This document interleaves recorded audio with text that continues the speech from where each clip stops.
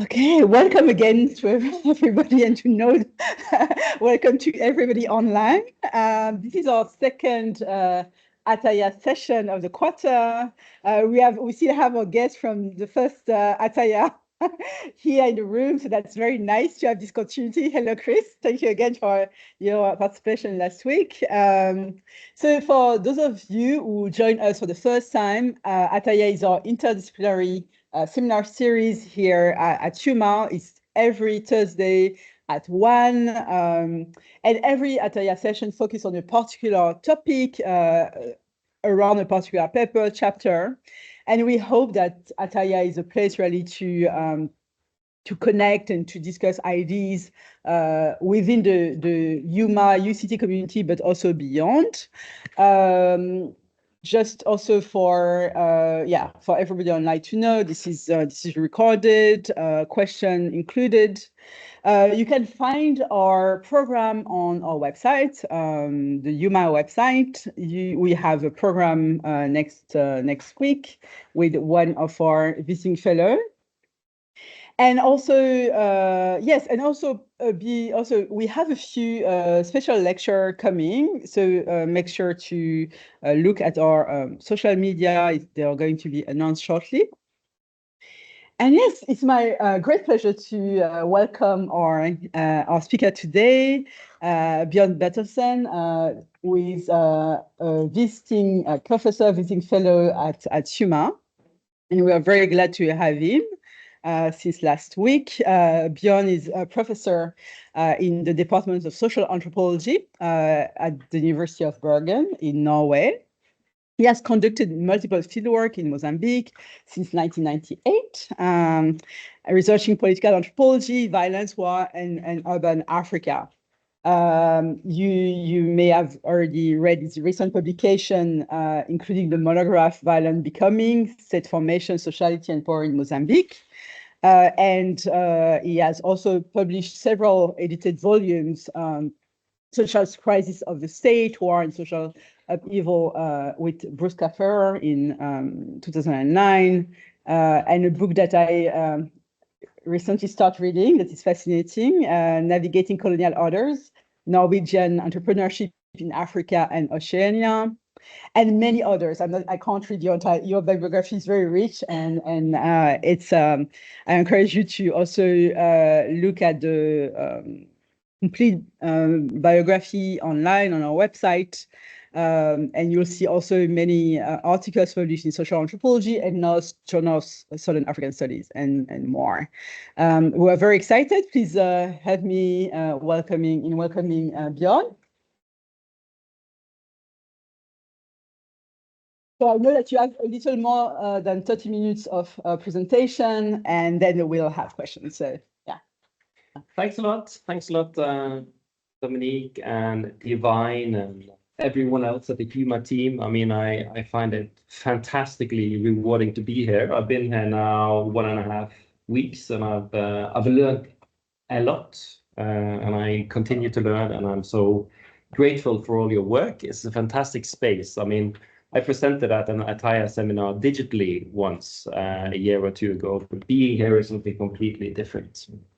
So before I start, I would like to say that this paper that I'm presenting to you today is very much a work in progress. That means that it's a work that I hope that you will be able to engage and critique and also question, and I look forward to that. I also want to state, also as it's written here, that this is the work that I do together with my long-standing collaborator in Maputo, the Mozambican anthropologist AbdouMaliq. We've been working together for more than 10 years, continue to work together, and the kind of work I present here today is very much a collaborative work with him. So you have to I have to apologize. I will slip between the I and the we probably in this presentation, but it is really a we, yeah. So forgive me for that. I also have to say that this is work that I hope will go into a special issue in Africa on enclaving and intimacy and detachment. It's a special issue that I co-edit with Sandra Manuel from BjØrn University and Austin Abdul in Ghana. So it is therefore very useful to have comments from you. Now, what I want to talk to you about today is something that one may think is a peripheral phenomenon in urban settings, namely various forms of citizen-generated urban semiotics on cars and on walls. By urban semiotics, I mean in this context, signs, images, and art displayed on surfaces in the urban environment, a very basic definition. So what I'd like to suggest to you today are 2 points. First, I would like to show that these citizen-generated urban semiotics communicate aspirations for novel forms of sociality. Second, I will show you how the examples often attack interhuman separation and a perceived lack of empathy. Instead, these urban semiotics often express a desire to generate affective rooms for love, care, and mutuality. Both these arguments, as I hope to show you, is related to the urban and politics in crucial ways. The paper today also builds on work I've done before in Maputo and elsewhere, particularly the work of so-called teams. These are groups of youth who self-organize and are loudly and visibly present in urban areas. In the article I wrote about teams in Maputo, I analyzed and mapped these groups of young people and argued how they also could be seen as performing important critiques of urban resilience politics. For such resilience politics has meant the repurposing of the urban core, and especially youth in contexts such as Maputo, importantly leading to an impression among some youths of being lesser human beings. Yeah? So this title here, lesser human, is a term I took from fieldwork. A crucial part of such urban resilience politics in places such as Maputo is related to the forms of enclaving that shoot through and perforate also high density areas of the poor, as you see here. So with not only large scale gated communities being constructed in and around Maputo, urban space is also reshaped by many fortified, enclaved apartment buildings, as you see here in the second story. These crucially build a second floor as part of urban requalification plans and stand out in a landscape of one-floor housing. So when I make references to enclaving in this paper, it not only represents the large-scale private cities or gated communities, but also this mushrooming of smaller enclaves. Yeah. Sometimes one could think of this as vertical forms of violence as well. So how can we approach Maputo when wanting to make sense of these developments? From one perspective, Maputo harbors a jumble of fresh and dilapidated buildings, as well as streets, alleys, spaces, and paths teeming with people, as so many other African cities. However, meandering through the city on foot is, for those unfamiliar with it, an attack on all senses. As has been described for Maputo, pungent smells of garbage commonly mixed with fumes from motorized vehicles. In addition to sometimes evoking a problematic form of racialization by emphasizing dirt, garbage, and human waste as the be and end all of African cities, 2 other narratives are common in such depictions. For one, it is often claimed that violence, or threats thereof, is omnipresent in such urban spaces. Second, there is a sense of dominance of extreme poverty and increasing marginalization. For instance, through the expulsion of the non-affluent from increasingly privatized city spaces. There is, in this sense, emerging narratives of African cities, such as Maputo, being increasingly divided in spatial senses, resembling more also the classic visual imagery from South Africa, as you see here. So let me state right away that a focus on actual challenges to habitability not only offers key insights into African urban politics, but also provide analytical pathways into its diurnal and nocturnal economies, including those relating to violence and marginalization. However, while important, I nevertheless want to argue that a too strong focus on these very present dynamics of African cities may eclipse the cornucopia of experimental relationality and the more open and ambivalent forms of collectivity and conviviality that characterize African urban spaces. So I don't want to take away the focus on violence and these other elements, but I want to say that it may eclipse in problematic ways the sociality and experimentation and conviviality that you find. 4, the African city is also a locus for intense experimentation with the urban form itself. Such experimentation includes various forms of speculation, spanning from small-scale attempts at acquiring material goods or cash in the vast gray zones between the informal economy and ruses, to large-scale money laundering of drug money through real estate projects, which is a fact in Maputo. When I hear talk of speculation, this also implies a focus on the intensive search for exorcising meaning and making sense of urban semiotics. This means I choose to read speculation as transcending its narrow economistic or strategic connotation. So speculation is here thought of in a wider sense. Approaching speculation in this way, here I would like to show this through an empirical focus on texts on cars moving through Maputo, in addition to murals that are discussed in a particular bairro, a particular part of the city. Both texts on cars and murals represent a key form of meaning-making of space, self, and relations in the context of increasing enclaving and privatization, and in a context where futurelessness dominates. When researchers approach large-scale and highly unequal urban orders, we easily reach for template descriptors of structural or neoliberal regimes, or focus on the violences, symbolic, physical, economic, racial, gendered, such forces exert onto its subjects. Typically, we dominate and analyze multiform patterns of exclusion, and we suggest that such regimes are integral to militarized, securitized urbanism, or other analytical shorthands denigrating the potential for human sociality, relationality, and care. Why do we, as analysts, provide such analysis?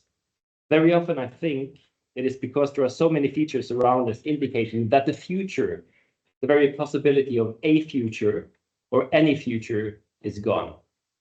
Put differently, we're living the end of the future, and the dehumanized and dehumanizing shapes of the urban both prefigure and exemplify this, as argued, for instance, by Mike Davis. So there are 3 trends that support such a bleak reading, and I will not go into this there. I've shared sort of the longer explanations for this kind of production of an idea of the end of the future in the longer version of the paper that has been distributed. But they are then capital as ontology. There is nothing outside capital. It's climate destruction. And there is the attack on the future by algorithmic temporality. As I've shown in an earlier analysis of urban politics in Maputo, the production of non-futures is not merely a discursive or theoretical exercise, as it is here, an anthropocenic game of words, if you will. In Maputo, there are in circulation powerful conceptions about resilience and non-futures that are key to urban requalification programs and the subordinate roles that the poor play in this. As showed in this work, the production of non-futures and the allocation of new roles for the poor are merged, in the article I just showed you.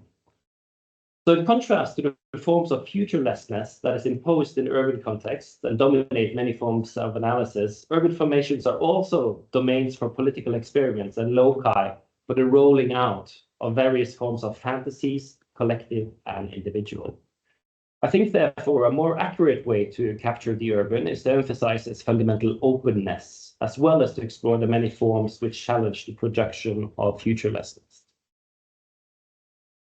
The anthropological research on urban forms and configurations and its varied lives builds on, as I said, Abel's and my joint teamwork the last 12 years in Maputo's bylaws. The more informal and often poorer and more populous parts of the city where 90% of its inhabitants live. Precisely working together has also been a key methodological aim in the project on enclaving that I'm part of, and of which this paper is a part, and where we as researchers, and Claudia has been part of that, who sits there, we have ambulated in Accra, we have jostled in Johannesburg, and we have meandered in Maputo. So, to the cars. In Maputo, overcrowded minibuses, beaten up as well as glitzy cars, three-wheel taxis or lorries, all commonly have distinct text on their front or back windows, doors, bumpers, or other parts of their metallic bodies. Crucially, these texts engage the sensory apparatus of urbanites, but as they do, there is a tangible commonality of direction to at least some of what is conjured.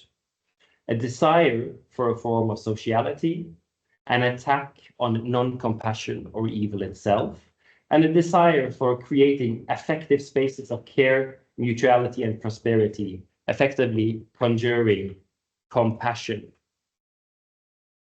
As this quote from Mozambican sociologist Eliseo Macamo makes clear, cars are not just pieces of metal or means for transportation in a logistical or technical sense.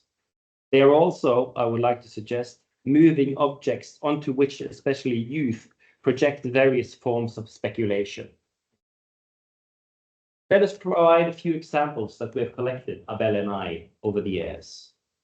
This reads, cow comeles, a dog like them, on a car. This text on a car was seen in the outskirts of Maputo in 2018, nearby the major international sports stadium built by the Chinese in Maputo. At one level, the meaning may seem a bit obvious and may be interpreted as a comical turn of common phrases around guard dogs, or in Maputo, attack dogs, as they often are. Like, beware of the dog. But in this case, there is an additional and interesting twist in that the owner here is cast as a dog. So in one way, this may be interpreted as a warning to all other motorists and pedestrians alike that the driver or owner is dangerous and one should be mindful of. However, in conversations with people about what is written on the car, not least those that were out sharing a minibus with us that day when this was seen, the them in the expression a dog like them, indicates also something very different. Them here indicates a composite form of elite. So the major political leaders, the elite, the government, more broadly, and not least the rich. In other words, the big bosses, as one passenger called them. The text on the car also thereby signifies a critique of a dog-like elite. They live a life beyond the law, enriching themselves at the cost of the common man as greedy dogs. The passengers in the chapa, this bus, also agreed that had he, the owner, for it was a man, they were pretty certain about that, had the possibility, he would also have enriched himself in the same way. But there is also more that was emphasized during conversations here, and also later when showing this photograph to others. There is a call here, a speculation, if you will, that the transformation into a dog is involuntary, that the person would rather want to be a moral person and not steal or rob, that he does not really want to pursue a monetarily rich life, if that means to simultaneously morally be a pauper or a dog. Nawena uta guga. This is taken in 2021. Also here, one of us, Abel Nasone, was told what the text indicates, but first what is stated linguistically speaking. The first part of this reads in Shangaan, the majority language in Maputo, you will also grow old, and that added in Portuguese if you're lucky. A key idea here is to convey that if I'm horrible and miserable today, destitute and poor, you should not think bad about me. This is because it has not always been like this. I have been attractive and dynamic once. But the time has transformed me as they do everyone. No one can escape age. In addition, but especially with the Portuguese latter part, it also conveys that old age is a form of luxury, a futurity to be desired, to be coveted. Thus, it is also a rejection of the simple imperative of the present. Texts like these do neither emerge nor circulate in a context devoid of other competing expressions, textual as well as graphic. For many other African cities, also the urbanites of Maputo are surrounded by, or should we say, sometimes saturated with enormous amounts of texts. Unsurprisingly, these take the form of commercial, but also political slogans for the party in power since 1975, Frelimo, which adorn billboards, walls, cars, or T-shirts. And it says here very generously, this space is yours. Through recurrent and collective fieldworks in Maputo during the last 10 years in the Bairro Mashakene, we have also, Abel and I, regularly interviewed the street artist Barimo, residing in the same area. In an interview conducted in December 2022, he recounted how he has been painting since 1999, and he says, and I quote, "All my messages comment on life in the Bairro and also the politics of Maputo." So generally, Barimo's work make references to unfolding political events, like the recurring unrest in Maputo and other Mozambican cities. It also, however, speculates on contemporary developments, both through text, art, and aesthetic elements. Inhabitants of this comparatively speaking poor and densely populated neighborhood of Maputo greatly appreciate the work that he does. They often donate money for paint for him. They give him the freedom to adorn their walls, and they generally talk to him and to each other about what these pieces of art mean. In this particular piece, created in 2014, Mashakene inhabitants we concerned with expressed that it centrally attempted to visualize the opaque and invisibilized connections between the son of a former president, Nimpine Chisano, commonly believed to be involved in both embezzlement and homicide in relation to two major companies, the national airline, LAM, and the Banco de Mozambique, the Mozambican National Bank. And you can find all these in this piece of work. Other instances of ambulating texts might have been provided here, but those above do clearly underline an awareness of the potential dangers, immorality, and violence in Mozambican society. However, there are simultaneously, and perhaps especially the texts on the cars, expressions of aspirations for empathy, compassion, and collectivity, intimacy in a word, in an urban landscape which may be described as marred by brutal and exclusionary forms of enclaved detachment. A central feature here is that the form of empathy economy exhibits clear connections to the generative and pro-social processes, which far too often are overlooked in analysis of cities in the global south.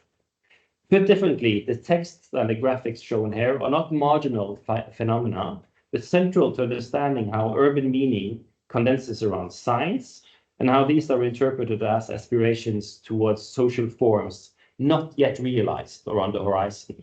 This is an argument also made by Julie Archambault for Maputo. Such a dynamic is, of course, not necessarily unique to Mozambique. Urban theorist AbdouMaliq Simone has introduced the notion of peripheral care in a comparative analysis of non-working class areas in the global south. As Simone underlines, the working class areas in the global south may be regarded as spaces always already deadened by violences of the spatial, semiotic, statal, or economic kinds, an argument that in many ways resonate with the vision of a capital-centric futurelessness we expounded above. However, in his work, Simone delves into the semiotic, affective, and relational in a more profound sense, and he conjures an urban landscape of fickle relationality, attachments, and forms of care. Simone's term improvised lives capture both the precarious living conditions of people in these areas of the global south and its chronic impermanence. It also shows how these engage their impermanence through experimenting with the relational, the social, and fleeting collective forms, underlining how care deterritorializes the hegemony of capital and states. To inhabit urban spaces which are made marginal and to re-socialize these with provisional economies also relies on improvisation, playfulness, and pro-social or collective orientations, which is precisely what the texts on cars may be seen as indicating. Thus, the connection between the ambulatory texts as a form of peripheral care seems there pretty clear. And one may also argue that these texts involve a call to attend to invisibilized forms of sociality, which are fundamental for the city to work. While the violence of the urban context of Maputo is well documented, and we have also made reference to this above, and while surely there are trends of exclusion and enclaving which tend to produce themselves as economic and structural logics over time, the urban context of Maputo is then also a laboratory for sociality, temporality, and aspiration. Many of these of the collective and plural kinds. In lieu of a conclusion, a speculation. The way I've approached these ambulatory texts in this paper is to also indicate that they are expressions of a desire and a will to not give in to futurelessness, which is produced and reproduced in many of the hegemonic discourses, and which also find expression in urban Mozambique. For instance, in development discourses, front-loading the notion of resilience. But the speculation on these cars point to an unwillingness to succumb to the freezing of time.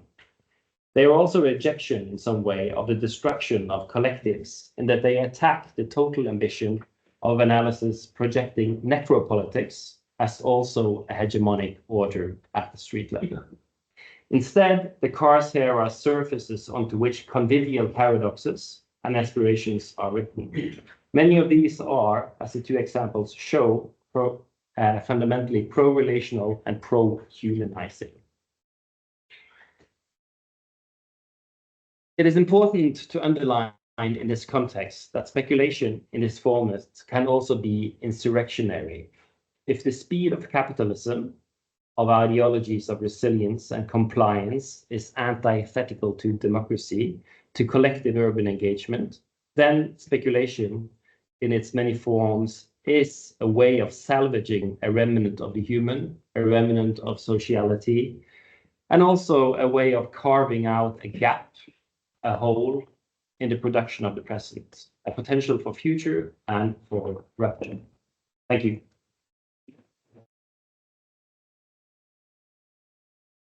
Thank you so much for such a fantastic presentation. I am going to, of course, open the floor to all of you, especially because we don't have much time. So I'm just going to check. Do we already have questions? Otherwise, I'll start. But yeah. No, I will exceptionally will ask my questions later to allow people to start. I'll take 3 questions. So Chris, if you. I can. But I was just thinking about other parts of the continent. I think in East Africa, I don't know if you know a scholar called Guise, who wrote a book on transport subcultures in Nairobi, which I think might speak to the broader point that you're making about how these transport subcultures are really about mobilizing the political economy of, a kind of a political economy that pushes against the static nature of capital speculation. This sort of a mobile logic around how to create a semiotic commons where you have these minibuses that similarly in Nairobi that have, there are all kinds of signs and aspirations, a future. And then I think of speculation, I think about it in literary and cultural studies. It's more sort of like an Afrofuturist, sort of working towards a very experimental future. So it's not really brought down by speculative capital as we understand it. So I just wanted to bring your attention to that. It's a whole study that really focuses on these transport subcultures and how they mobilize mobility as a way of sort of pushing against ways in which cities are static and they have these sort of spatial logics that prevent people from moving around and accessing different sort of class dynamics of the city. So in that sense, I don't know if that's helpful, but I wanted to ask, how does that connect with how you're conceptualizing enclave? You know, how does this notion, this logical mobility, how does it underwrite a different kind of enclaving in Maputo? Does it enable, form of enclaving that tap into, what you call informal sort of socialities in ways that push back on the more formal logics of organizing a city? I just wanted to find out how you tie that in with how you talk about enclaving. Thank you. Let me take two more. Oh. Thank you very much.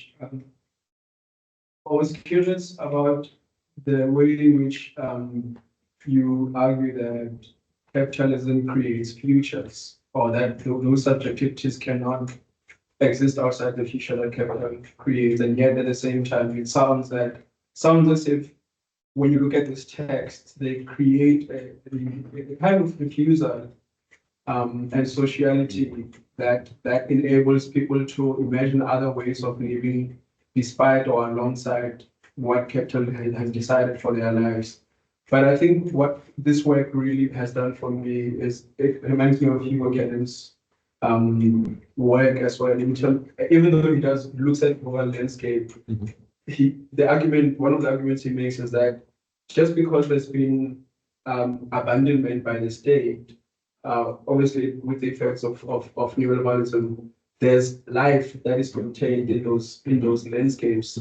At the same time, if I think of this tension between pessimism and optimism, it makes me think about the work of Jared Sexton when he argues about the social life of social death. Sociality is there, but also there's so much death that people have to contend with in those very landscapes. Yeah.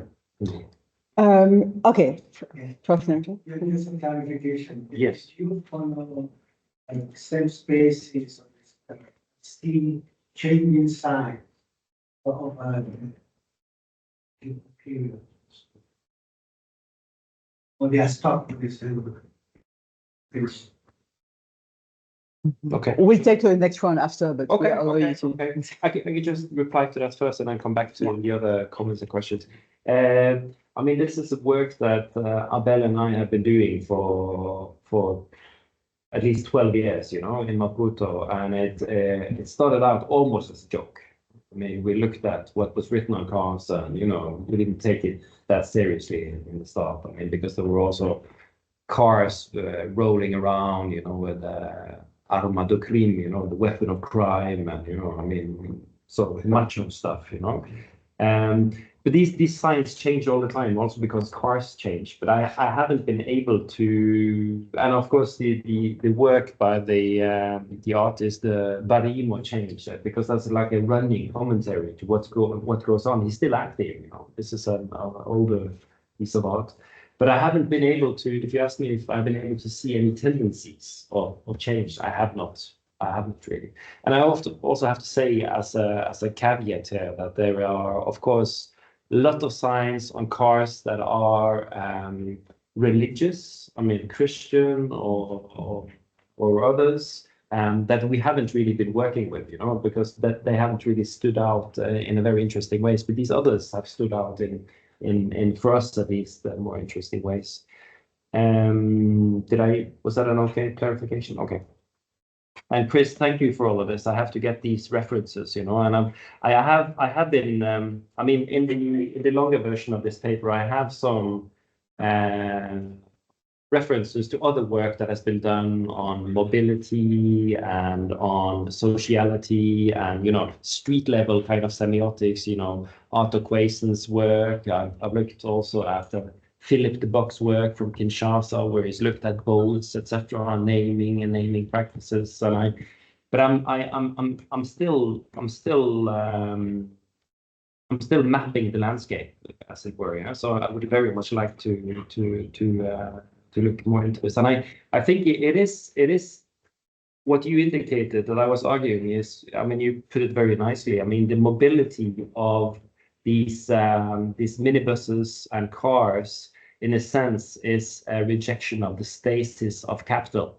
So this is, I think, at the heart of what I'm trying to argue, and it's put in a more elegant way than my convoluted non-futurist, I think. Yeah. That's what I was getting at. Okay. Because these subcultures are about enabling other kinds of their enclave against the more formal. Yes. So, I wanted to see whether that ties in. Yes, and also in a highly striated space like this one, where you have semiotics, which is saturated by state-centric science in a sense. And then Afrofuturism, yes, I mean this is a very interesting vein as well. I mean, it's something I read quite a lot about, and I follow, and it's something that I could also tie this into in one way. I'm quite sure. And then related to enclaving, I mean, there was this article that came out 10 years ago, which I think was quite important in political geography, on the SUV mode of citizenship, and it follows in a sense how you're then taken from your gated community in your SUV to your enclaved and securitized shopping center and back again, and how this fragments urban space. So yes, enclaving and mobility and citizenship and, if you will, urban subjectivity is linked in a sense, but what I wanted to show here is that this also happens at the micro level, with this kind of shooting through of poor areas with two-story houses, which is seen as from neighbors, for instance, as a vertical form of violence, by those that live to your right here, in a sense, So this happens at multiple levels. I mean, it's not just the in your face SUV mode of citizenship that sort of is related to this. And then to your good question about capitalism, what I wanted to show through this notion of capital as ontology is that capitalism produces itself as being the only future. There's nothing outside capital. There's nothing outside the logic of capital. Capital is what is and what will become, So the future of capitalism is static in a sense, It's not dynamic, it's not open, it's always already, So it is a form of, I mean, to me that's a form of non-future, because there's nothing outside it in a sense, and it doesn't lend itself to forms that will challenge it in a sense, I mean, within its logic. But I think the kind of capitalism as ontology kind of argument, which is also made by analysts, is problematic because it eclipses this kind of eclipses a lot of things, but it eclipses utopic forms of experimentation that I've written about elsewhere, but it also eclipses an attention to this kind of urban semiotics, like I've tried to look at. Thank you. I'll take your question and another one. I'm going to ask a very short question first. I have a question regarding the politics of interpretation and what you call like ambulatory semiotics, like the street level semiotics. I want to know if you can, what are the like modes of interpretation, imaginary domains that you're kind of relating to the interpretation of those texts, street texts, and if you relate them in any way with like what you think with AbdouMaliq Simone regarding like improvised lives and improvised futures. Is there also a connection between like those improvisation and the improvisation in interpretation. So I just want to have like to hear more about politics of interpretation broadly, if you may. But let me take one or two questions. Yeah. Thank you very much. But I think I have two to three questions. And the first is why not? Okay. The second one is how does your positionality influence the ways in which you interact with the spaces that you are driving into spaces? And the third question is how would you narrate the role of enclaving in the production of a non-black being in differentiated communities, and in certain contexts those communities would be targeted. So how does the concept enclaving also result in the production of a black non-being is differentiated either in particular township or social setting? Thank you for those. You said a non-black being, yeah? Yes, a non. Yeah. So we have two more questions for this round, and then yes, please.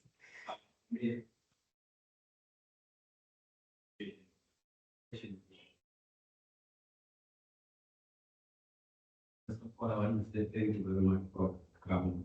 For me, very insightful. Was I'm also conducting the research project based on racialized violence in Kenya, which is something that's been rising from this project. And I also want to say thank you to you for bringing someone there. So, your work actually, I cannot just thank you alone, because when I have been listening to you, it also takes me towards the work of other people I've been learning from. For example, when I have been listening to your work, I also want to thank yourself, together with scholars like Omane and Dr. Mingo, for example. For example, Mingo, who hold the view that efficiency in infrastructure, for example, contributes to a stand of what they call left behind.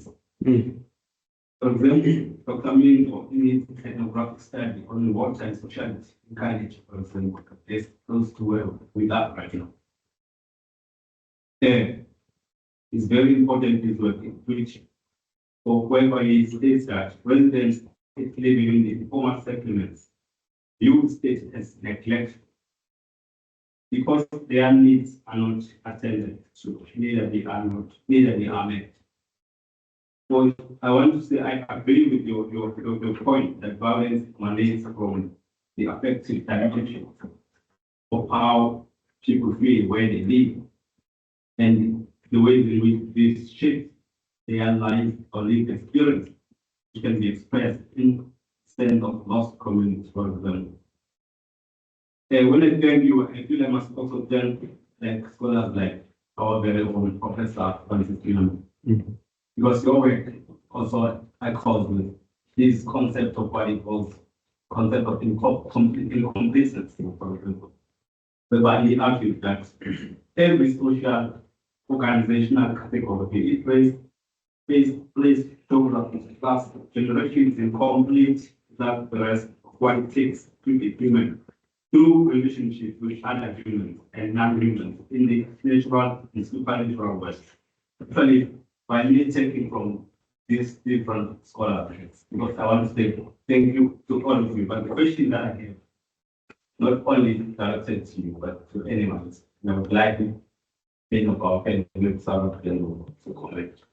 I feel like as researchers, social scientists, researchers, who are conducting research studies in these places where we call them behind the places, interacting with these people who regard themselves as neglected and mutuality. I feel like we're not doing enough. We just go there, interact with them, take what they are convinced that they tell us we come back, we write those reports.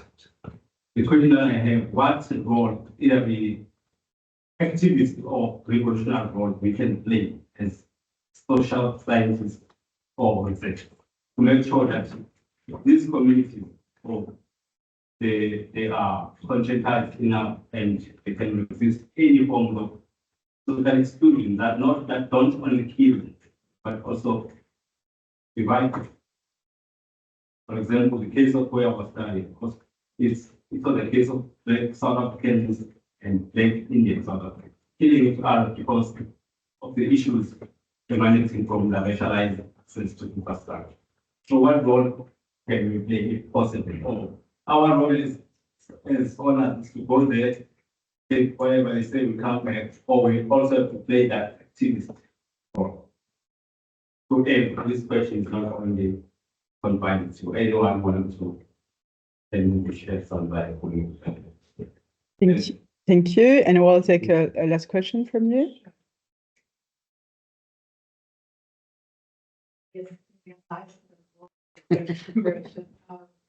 But I have two questions on, and I really love the way the paper is going in terms of rethinking what speculation is and really pushing against a narrative of kind of futurity being causal, because it's an argument that I've never heard personally in terms of my own experience of doing research in urban centers. So anyway, I have two questions. So one is you cited Julia Chambaud's work, and one of her articles, which has really spoken to me in the last few years, is actually one about going back to people who she did research with kind of 10 years ago. And the point she makes is that when she did research at the time, and everybody was like 18, everybody was saying they have no future, they couldn't do anything, like, etc. And now she's gone back, they have well-established families, they're building homes, they have jobs, but actually the ways we think about futurity and possibility and speculation are deeply invested in specific life cycles, specific forms of gender, specific kind of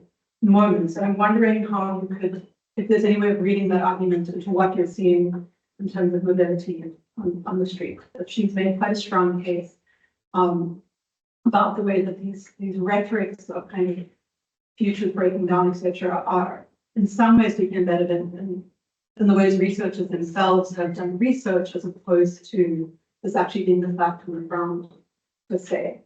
And the other one that I wanted to, is I felt your research was speaking quite strongly to, you know, I'm sure we're all kind of in debt to this broader literature that emerged in the 2000s into the 2010s that comes from Philippe Book and AbdouMaliq, Simone and Jennifer Robinson and James Ferguson about kind of rethinking informality, which was really at the base kind of saying actually African cities are not deviant and they're not.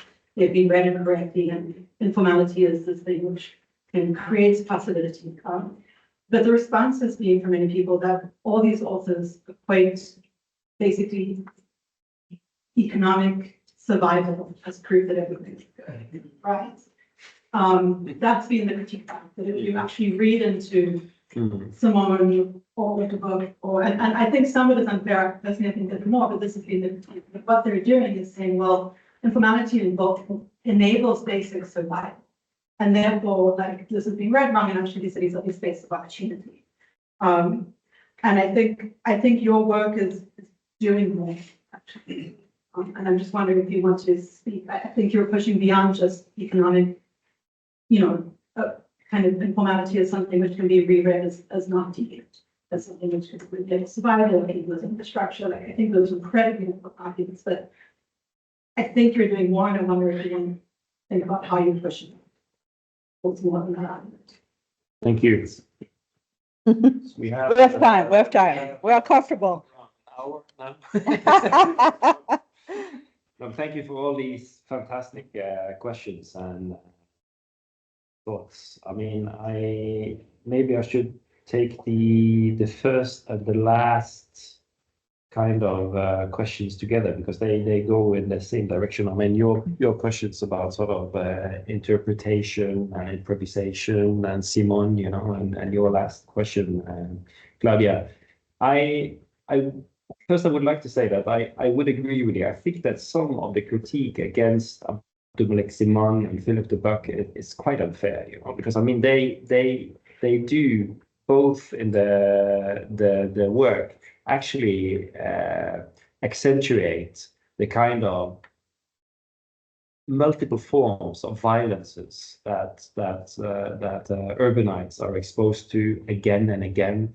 Its endemic nature, the withdrawal of the state, neoliberal forms of violence, predatory forms of accumulation, elite formation that is more and more concerned with conspicuous forms of consumption. And I would agree with all of those aspects, but I think because they have emphasized, that there are fickle forms of relationality going on at the street level. There are ways in which people experience, or at least may make cities to work for them, etc., etc. They've been taken to mean that everything is okay. It's not, and this is also not what I want to emphasize there, but I would like to emphasize that the helicopter view of African cities from Mike Davies, from others, does not capture what is going on. You need to go into actual urban spaces and see how people how they make meaning, how they speculate, how they navigate, how they invest time and resources also in order to make these work. So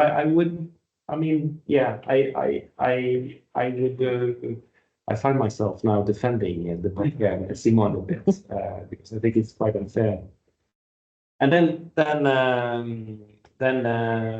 you asked how the modes of interpretation. The modes of interpretation that I try to convey here, and I can only convey it in a very, very brief manner because I only have 25 minutes. But it's by way of talking to people, and it's shown quite easily in also in this case here.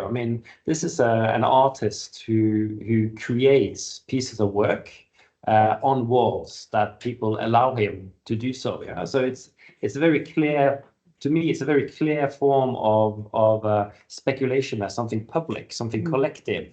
So people would stop by, look at this, talk to him, and when we asked people about this, people would be very clear about what their interpretations are. So the mode of interpretation here is very in situ, collective.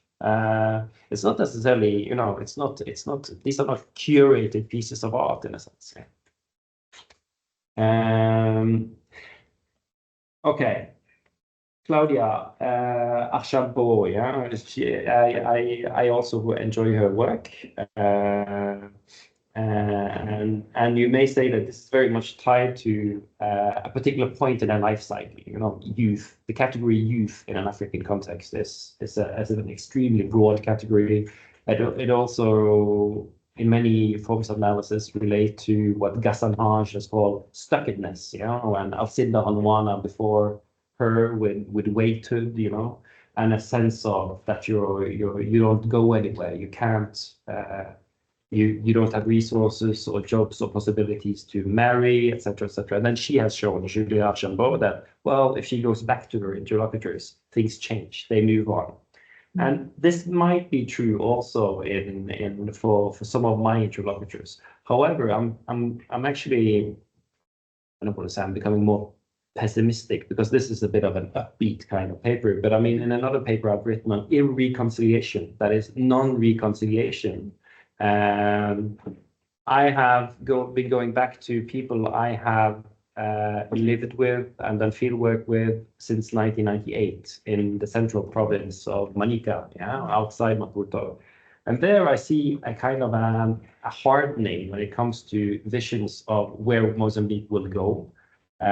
Whether people see that people may think also that there is a new war coming. There is not the sense of optimism that I wrote about, 10, 15 years ago. So I think it's difficult to make a kind of a simple equation here that this is a phase, and then they will move out of the kind of stuckedness position as they age, and they will be able to create a household, etc., etc. So it's not that easy, I think. I don't know if that answered your question, but yeah. Then to your question, why Maputo? Well, it's the place I've done fieldwork, and I've collaborated with Mozambican researchers doing fieldwork there for many years. So that's Maputo. I'm not sure though. I mean, if I would have come up with the same argument if I had done fieldwork in another African city. But I do see tendencies, as Chris' comment also indicates, that there might be similar forms of semiotic work going on in other African contexts, I think. Was that what you asked when you asked why Maputo, or was there more to it that I didn't understand? No. And I think I was reading through this idea of inside city, there's always insights of study in ethnic spaces. And always objected to this kind of functioning and become understanding of the condition of African on the platform. Mm-hmm. So I think that's why I took the question, why not Paris, for example? Yeah. Okay. Yeah. Why not France? Why not go to Germany? And Yeah. or in fact, why not to Cape Town and study wonderful? Yeah. Why? Yeah. No, I think it should be done. It should be done. And this is also it comes to your question of positionality. Yeah. I mean, I am a white guy who's been to and studied in Mozambique for many years, and of course that affects what type of interactions people have with me, how I interpret things. I've now transformed from a young guy as in this this one. I mean, I've grown old, I've become a madalla, as they say, old guy. So that also affects, of course it does. So it should be, I mean, my claims should also be, seen as reflecting that. However, I've done fieldwork together with as I said, my long-term collaborator Abel for 12 years, so that also, I mean, we have different ways of interacting with people, of course, and we also talk about these things, so that also helps, I think. And then your question about enclaving and being a non-black being, I think that also goes back to race, class, and gender. I mean, it's a very different experience for me to navigate these securitized and closed-off spaces than my Mozambican collaborators. I easily slip in and out. I mean, I can easily adorn the SUV mode of citizenship. Going through these spaces.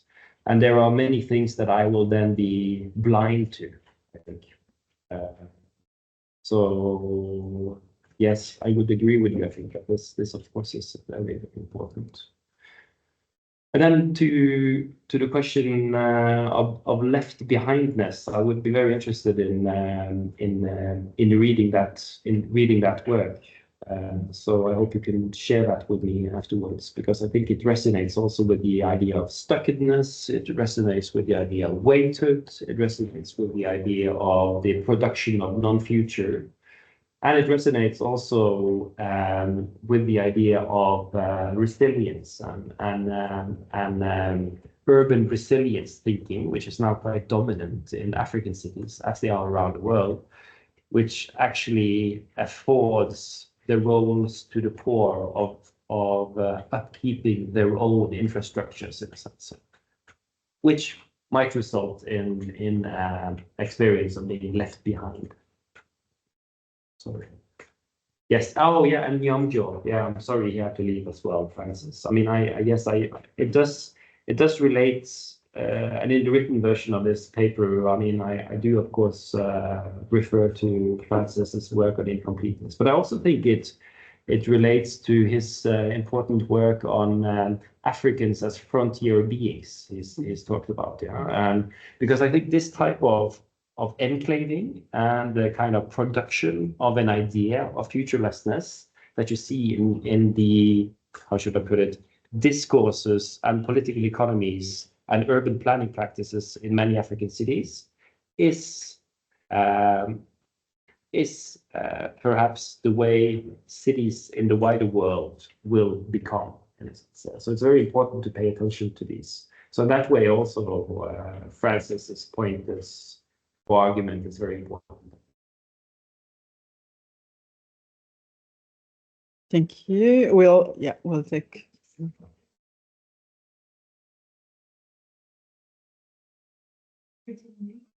Landscape, which is sort of the main of linguistics, while you define the domain as semiotics landscape, and then you still relies on the work that has been done from the scholars in Cape Town about landscape, structure, messages, regional roles, or work. Or do you consider that's different direction or disconnecting? I think you point to thank you for the question and comment. I think you point to a weakness in my paper because I'm not clear about this. I have cooked up this term urban semiotics, and I haven't really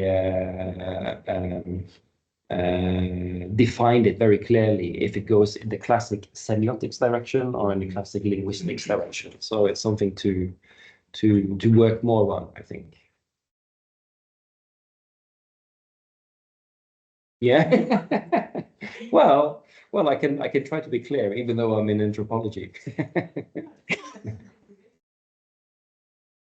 No.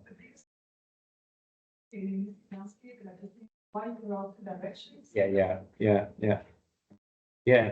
I would be interested to see that work. I'm not aware of it, so if you can send me a reference, I think that is. Yeah. In the elusive metropolis, or in the other. There's an article by and sort of reading sort of science in the city. Oh, right. Okay. Textuality of the city. Okay. So medium cost of art and what that writing is Yeah. I will look it up. Thanks. We have another 2 questions from Fanid and Agi. Fanid, will you start? Thank you.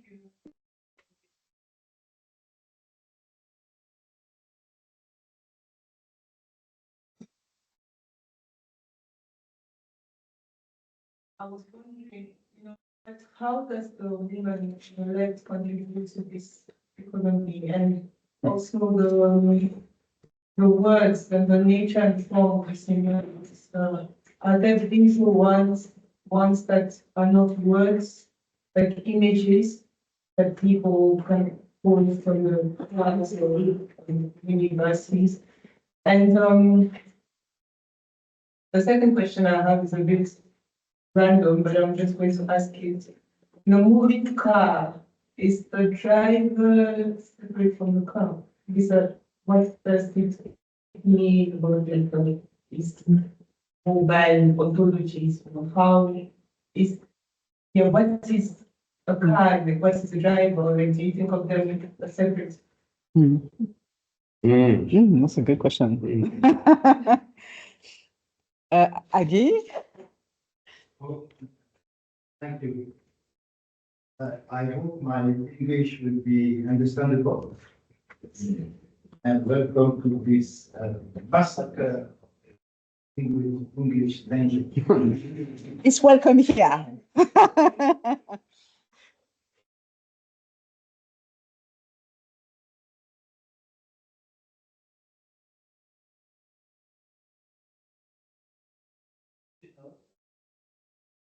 Analyze, to observe urban space through this circulation, this mobility of vehicles. The car will go everywhere. But I was interested by a particular image. What is represented? I mean, you have the text, but you also have graphism. And maybe it would suit better with semiotics, because you have text, but you also have graphism. It's not that one. This one. You know, this one. And it's particularly rich in information. What the languages are used. I don't know if I'm understood. You know, it seems like it's a kind of Creole that is written. Because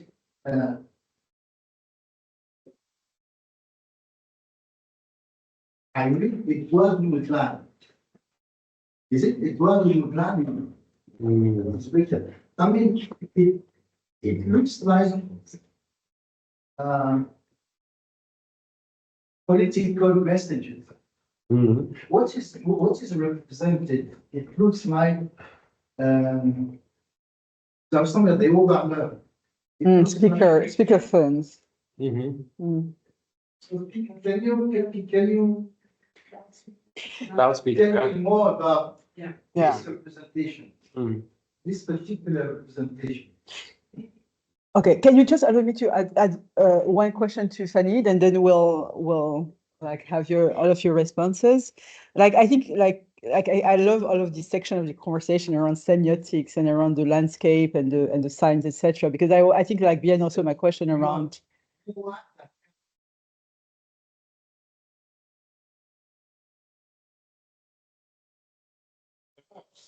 Yeah, I mean, Anselmo can also help to interpret her, I think. Yeah, so I was just wondering me on like the intention, like I love the question about like what like the people in the car, and like it got me thinking also like the intention, the signifying intention, and you know, in connection also to your thinking around decoding, interpreting, etc. So there's a lot, so we'll allow you to. There's a lot, and yeah, we'll take like 5 minutes for your responses. And yes, I mean, I think your first question about gender and text, your question, I think also points to you asked what does the woman to the left contribute there? I mean, and it's a very good question, also because I alluded to that people would often speculate on the gender of the driver or owner of the car, and many of these would be men. They said, but I haven't in this particular work I haven't done a proper analysis of the gendered forms that are there. I've done that for instance, in the work of teams, you know, the one that I showed you, that's been a gendered form of analysis. Here, I mean, I've kept it open-ended, and perhaps, I mean, there are arguments for not making a gendered form of analysis for this, because, I mean, people would, when they when they interpret, when they talk about this, when they're asked directly also to interpret, gender came up sometimes, not always, and it was not the sort of the most important aspect, you know. But yes, I will think about that, and think also about if there are urban semiotic spaces where women, in a sense, could also be seen to interpret or express themselves in similar ways. Women are, of course, very much part of the kind of interpretation, you know. I mean, they're very much part and very vocal about sort of interpreting this.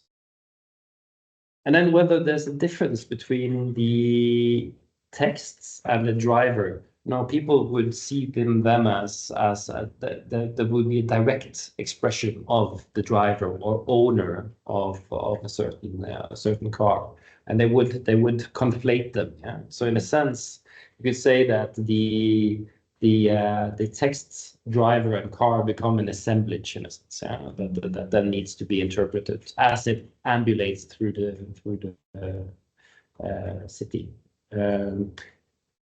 And then to Agi's question about this, look, I mean, this is a very, the way things are written here, it's a very idiosyncratic spelling. Barimo, the artist, I mean, I think he's not too concerned with correct spelling in a sense. Yeah. So this also means that one has to interpret what is actually meant. I mean, there are names here of famous political figures, you know, Joachim Chissano, former president, Zamora Machel, Eduardo Mondlane, Armando Guebuza, you know, so there are, and there, perhaps, I would think this means Afonso Dhlakama, the famous leader of Renamo, the main opposition party and former guerrilla group in Mozambique. So I'm not sure. I mean, what type of interpretation I could use beyond the kind of conversational and in situ kind of interpretation I've done. Perhaps I could do more on, you suggest formal semiotics, but yes, I'm unsure actually. If it, yeah, but I think it, yeah, but I think it's not cadaver, as you say. I think it's about the road to daylight. It's about the one of the main streets. Yeah, yeah. But it might be also. I have to go back and ask Barimo again what he meant. Yeah. I think we have ended our session. Thank you so much. What a wonderful treat. I feel also there were like quite a very interesting connection between like your session, Chrisuma, that we had last week, and this like those like you know, future archives of futurelessness. So yeah. You see, like the challenge, you know, the challenge was, you know, yeah. So wonderful. Thank you so much. I have one announcement. Next week, we are going to have Rondo Scott, and we're going to discuss Black masculinities. So please come join us. Same time, same place, and hopefully, like, yeah, same audiences. But thank you so much.